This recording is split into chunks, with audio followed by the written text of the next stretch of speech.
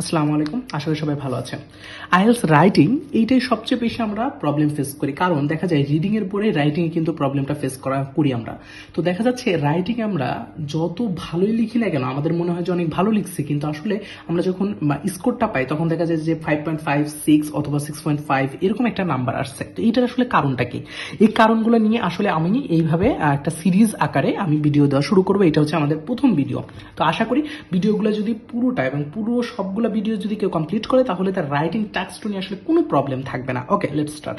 ওকে, তো আমি আজকে থেকে যেটা নিয়ে এক্সপ্লেন করবো সেটা হচ্ছে আইএলস লিজকে পুরোপুরি বাংলা এক্সপ্লেন করবো আমার এই সিরিজটাতে। তো সবাই আশা করবো যে প্রতিটা ভিডিও দেখলে কোনো জায়গায় আমরা রাইটিং টাস্ক টুর কোনো জায়গায় আমরা আটকাবো না, এবং কিভাবে আসলে এটা লিখতে হয়, কিভাবে আইডিয়া জেনারেট করতে হয়, সম্পূর্ণ কিছু নিয়ে আমি আলোচনা করবো। ওকে, তো তাহলে প্রথমে চলে আসি আইএলস রাইটিং টাস্ক টু আমি করার জন্য বোঝানোর আগে আমি একটা কথা বলি, সেটা হচ্ছে আইএলস এর পুরো রাইটিং এর ব্যান্ড স্কোরের কিন্তু তিন ভাগের দুই ভাগটাই ডিপেন্ড করে হচ্ছে রাইটিং টাস্ক টু এর উপরে।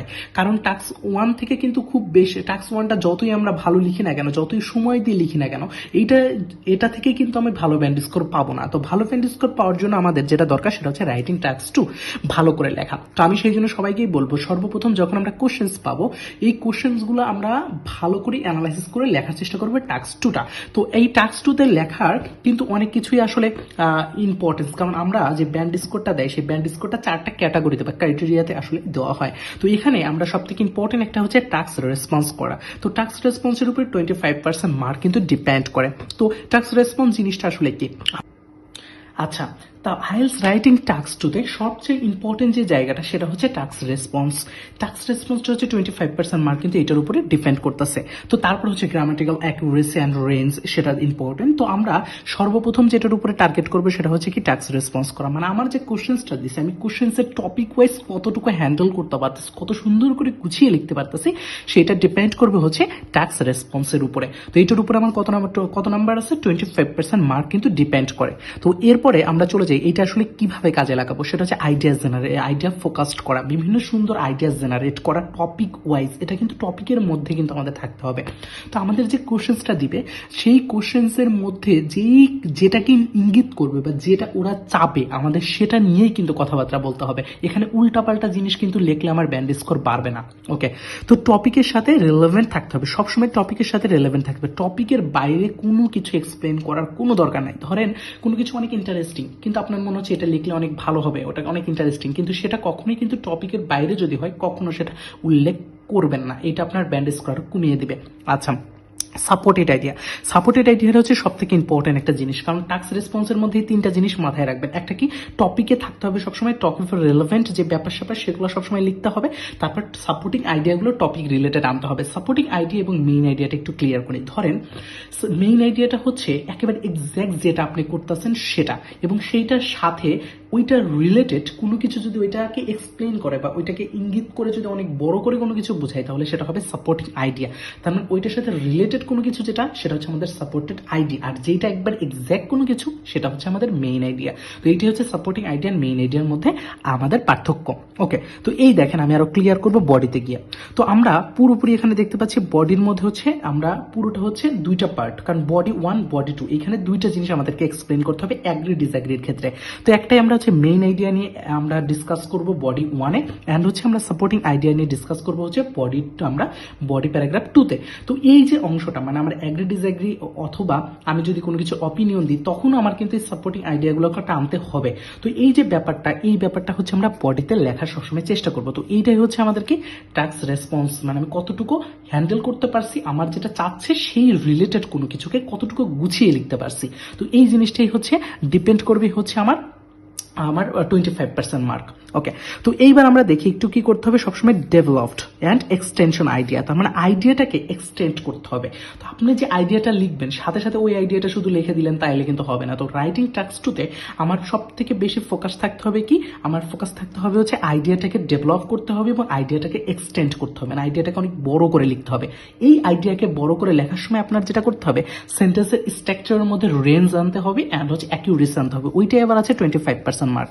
তো 25% মার্ক যদি আমার চলে আসে হচ্ছে টাস্ক রেসপন্স অ্যান্ড হচ্ছে গ্রামাটিক্যাল রেঞ্জ এন্ড অ্যাকিউরেসির উপরে, তাহলে আমার 50% ব্যান্ড স্কোর কিন্তু এইখানেই চলে আসলো। তো এই জায়গা দুইটা হচ্ছে সব থেকে ক্রিটিক্যাল আর সব থেকে ইফেক্টিভ একটা জায়গা, যে জায়গাটা আপনার টাস্ক করলে আশা করি একটা ভালো ব্যান্ড স্কোর চলে আসবে, 7, 7.5 এটা চলে আসবে। এই জায়গাগুলো মিস করা যাবে না। তাহলে আমরা একটা জিনিস বুঝলাম, সেটা কি আমার টপিকের মধ্যে থাকতে হবে অ্যান্ড আমার সেন্টেন্সের মধ্যে ভ্যারাইটি এনে, সেন্টেন্সের মধ্যে রেঞ্জ এনে অ্যাকিউরেসি ধরে রাখতে হবে। এইটাই হচ্ছে আমার মোটামুটি 25+25 50% নাম্বার।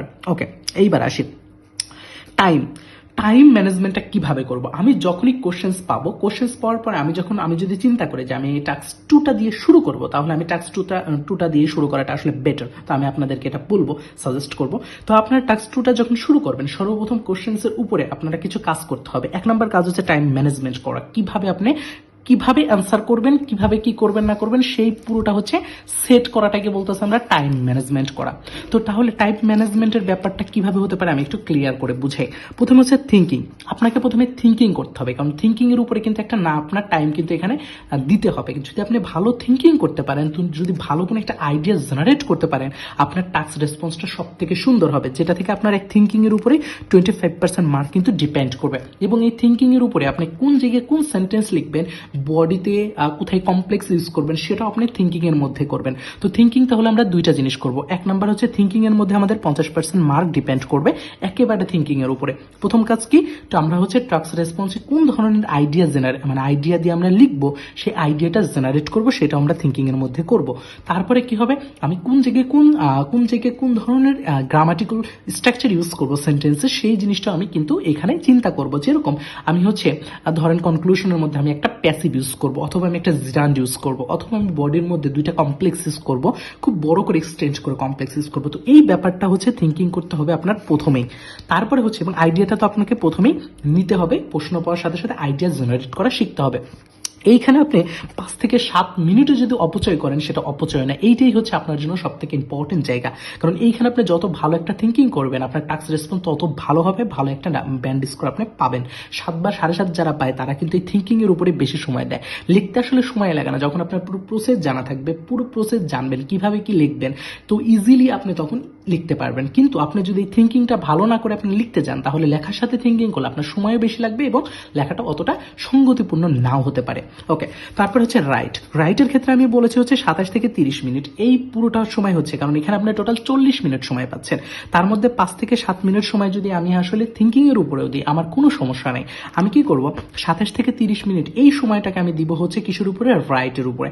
অ্যান্ড আমি রিভিশনের জন্য কিন্তু একটা সময় রাখবো, 100% আপনার রিভিশনের জন্য একটা সময় রাখবেন, কারণ এখানে একটা গ্রামাটিক্যাল ছোট্ট একটা মিস্টেকও যদি হয়, তাহলে গ্রামাটিক্যাল অ্যাকিউরেসিটা থাকবে না, তার মানে 25% মার্ক থেকে আপনার কিছুটা মার্ক কাটা যাবে। কারণ এখানে ইন্ডিভিজুয়াল ব্যান্ড স্কোর কিন্তু প্রতিটা ক্রাইটেরিয়ার উপরে কিন্তু দেওয়া হয়, এবং দেওয়ার পরে সেই হিসেবে কিন্তু ব্যান্ড স্কোরটা অ্যাভারেজ করে কিন্তু আপনাদেরকে দেওয়া হয়। তো তাহলে বুঝতেই পারতেছেন যে আপনি যদি গ্রামাটিক্যাল অ্যাকিউরেসি না থাকে, কোনো জায়গায় হয়তো বা আপনার কোনো একটা আর্টিকেলের মিস্টেক হয়েছে, কোথাও যদি আপনার একটা টেন্সের মিস্টেক হয়েছে, তো ওই জায়গাটা আপনাকে অ্যাকিউরেসি করার জন্য আপনার রিভিশনটা দিতে হবে। কোথাও কোনো একটা কমা মিস্টেক আছে, কোনো জায়গায় একটা ফুল স্টপ মিস্টেক আছে, তো এই জন্য আপনাকে রিভিশনটা মাস্ট দিতে হবে। তো রিভিশনের জন্য আমরা 5 মিনিট সময় নির্ধারণ করে রাখবো, এই কাজটা আপনাদের জন্য মাস্ট। ওকে, তো আশা করি এই জিনিসটা আপনাদেরকে বুঝাইতে পারছি। এই হচ্ছে আমাদের প্রথম ভিডিওটা। ইনশাল্লাহ আমি এইভাবে প্রতিটা পার্ট বাই পার্ট ভিডিওটা দেওয়ার চেষ্টা করবো। নেক্সট ভিডিও হবে হচ্ছে আমাদের ইন্ট্রোডাকশনের উপরে। সবাই নেক্সট ভিডিওটা দেখবেন, এবং যারা যারা চ্যানেলে নতুন আছেন তাদেরকে আমি বলবো কাইন্ডলি সাবস্ক্রাইব করবেন এবং লাইক করতে ভুলবেন না। তো সবার জন্য শুভকামনা এবং